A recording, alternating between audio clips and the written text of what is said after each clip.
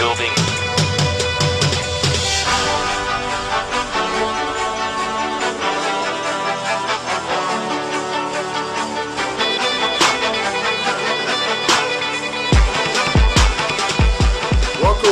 Welcome, my friends. This is the Tazzy Never Scared Show. I'm, of course, your host, Sean Tazzy Rickster. Today is a new day, a new show. Let's get started. Our topic of the day is NFL. We're going to talk about the lockout. We're going to talk about, what's going on with the players nowadays, NFL players and NBA players. And then we're going to talk about our predictions. On the phone with me right now is my analyst, my brother. Here he is, Jerome Rickster. Jerome, you there? Hey, what's up, Daddy? How you doing, man? I'm good. How are you? I'm doing good. So let's talk about the lockout. How you feeling about the lockout right now? Well, first, I wish you were over. Give me my football. I think, if we can get it settled in the next couple of days, it would be great. Different players, great for the league, great for the fans. I want it to be over. So let's get into other questions here. How is the negotiations? How everything going? Right? Just how everything going? Like what's? Well, for the past 134 days, they were trying to come to an agreement.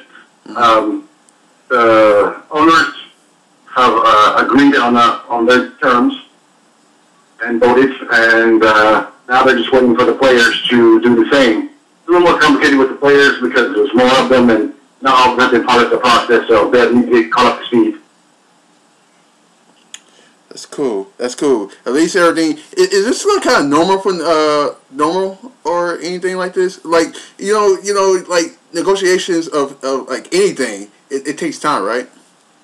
Oh yeah, especially when dealing with a collective bargaining agreement because both sides have what they want and what they don't want, and part of the 134 days trying to work out a settlement between the two and a compromise so that both feel comfortable in it and ready to move on. It's looking like it's looking like it's getting there. It's getting there. I mean, what are they talking about? What's the second already talk about? Why this is not done? Well, there's a lot of issues. One is the owners, or one is the revenue split, and the players didn't feel that they're getting the equal amount of the revenue split. The league makes about $30 billion a year, and basically the players feel like they're only getting their share. In the new deal, they get about 50%. They weren't happy with, the way preseason worked or training camps worked. So, they want to do 2 a days. And now 2 days are gone. Preseason's going to be shorter. It's going to be 2 games instead of 4 games. Mm-hmm. Things like that. Yeah, I think it's right. We should be having 4 preseason games. It's football should be like 17 games and probably like 2 practice games. That's about it. And then yeah, I agree. And then you got they just canceled the Hall of Fame game. Yeah. Well, the Hall of Fame game is kind of meaningless anyway. Yeah, they think about it, those 2 teams got to play 5 preseason games. Yeah, as a Redskin and Buccaneer fan, I've been there, so I understand. Yeah, the next thing you know, it'll be their players might get injured in the preseason, and then those teams is going to be suffer for the rest of the year. Exactly. I agree with the players on this because the shorter the preseason and the 2 days and the training camp, the healthier the players are at the end of the season. The better it is for the fans. The better the games are, the more competitive the games are. So, yeah. I just feel like it's going to get done soon. When do you think it's going to get done? I think we'll definitely get done by Wednesday because come Wednesday, training camp starts, and if the deal's not done, both sides will start losing money, and neither side wants to lose money because really that's what this is all about. Mm-hmm. Now, also, is there something about there being some guaranteed money involved? Like, when you get released, you don't really get the money except for the bonus or whatever. Yeah, I don't know all the details of the guaranteed money, but like basketball and baseball, there can be more guaranteed money for players. I think if I were an NFL player, that would be the thing I'd be most concerned about because NFL players have the shortest life or career expectancy of all major sports, and with that, you should have some kind of insurance in case your career is cut short. Okay. 2 more questions about the lockout. Now there is stopping other things like the sentimental draft. That's actually we can't do that, and Terrell Pryor is actually in that draft, so he has to wait. Yeah, so he has. Yeah, they're gonna have to be patient. I mean, nothing can happen until actually there's a couple of things that need to happen. The owners have voted. Now, even once the players agree to the terms, they still have to reinstitutionate the union because the union was dissolved when the lockout occurred. Mm-hmm. So all 1,900 players have to re-sign up to the union. So that's another step that has to happen. And before the free agency or supplemental drafts or anything happens, that has to happen. So yeah, and then the salary cap actually going to be different too. It's actually going to be kind of like NFL type of salary cap. That's what you're saying? Yeah. Now the 32 teams, for example, you take like Cincinnati or Buffalo now. The salary cap money that they can spend, they're only using about half of it, somewhere around $60 million.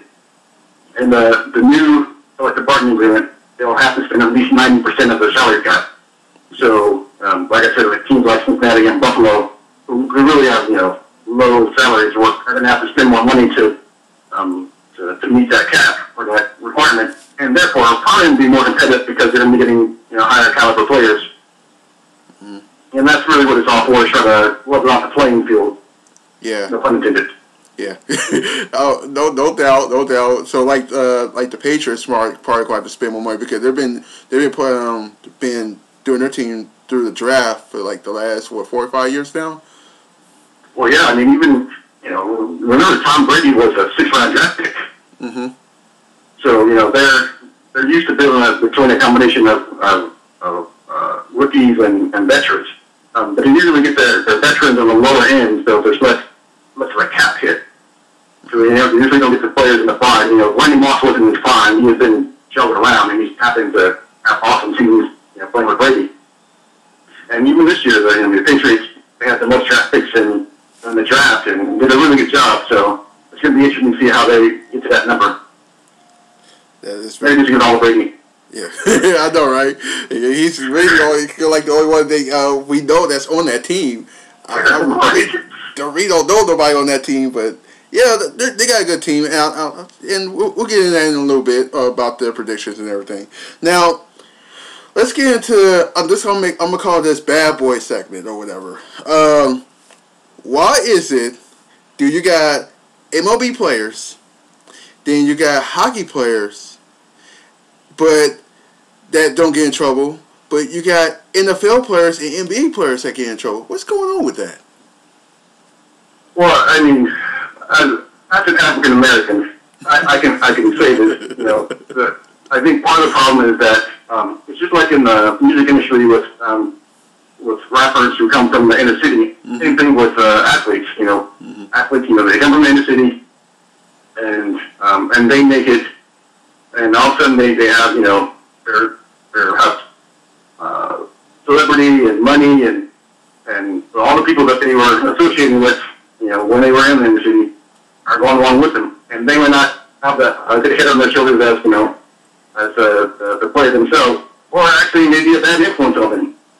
Yeah. So I think that's part of the problem. So it's good for NFL players and NBA players to get in a team situation where there's good structure and good foundation. But I think that is the main reason. And unlike the MLB and NHL, the NFL and the NBA, pull more from the other team than any other major sport. I think the other thing is, Major League Baseball play a lot of games. They don't have no time to get in trouble. That's true too. That's another thing. Sure.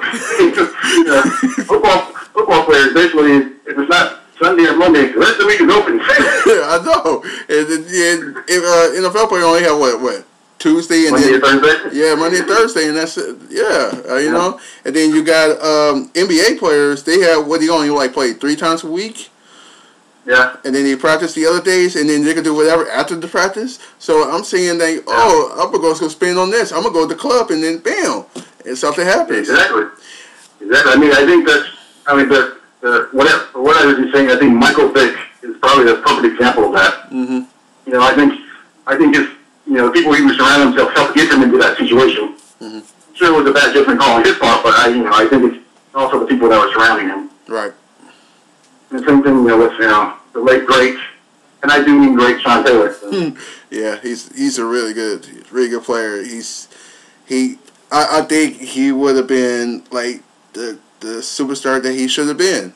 We saw him in Miami. We saw him in Miami, and we saw him in his first couple of years in Washington.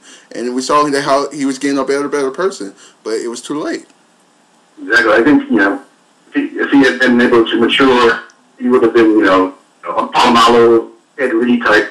Mm-hmm. But so he's a hybrid, so he would have been even that much greater. But yeah, the situation, same thing. He became a target, and that's what initially did him in. Yeah. There's actually another person. I forgot to talk about this earlier. Chris Henry. Chris Henry actually was on the same path. He was on the same path, and then next thing you know, he started getting better and better. He started getting better and better. He matured slower, but he learned his lesson, but it was too late. Yeah, it's all part of the maturity process. Mm-hmm. And you hope that they get to that point before it's too late. Speaking of maturity, did you see this James Harrison this article? Sorry, you know what I mean. But the Men's Journal, he said Ben Roethlisberger is not paying Manny. He's just getting paid like him.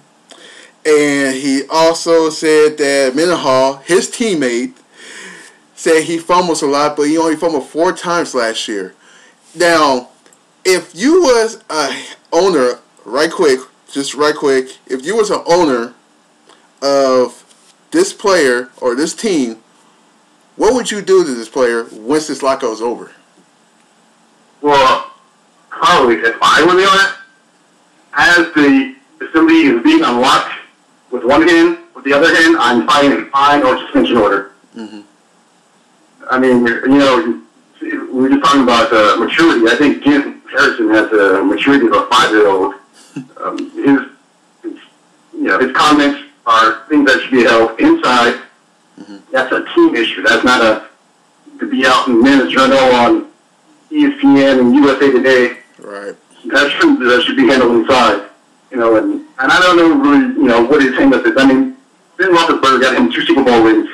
He didn't have rings of a whole lot. Exactly. And so I really, actually, if anybody's actions has been more detrimental to that team, then I think it's James Harrison. And the suspensions and the fines and the bad publicity that the team has gotten. So, people in glass houses shouldn't throw stones. Mm-hmm. So that's kind of how I feel about James Harrison.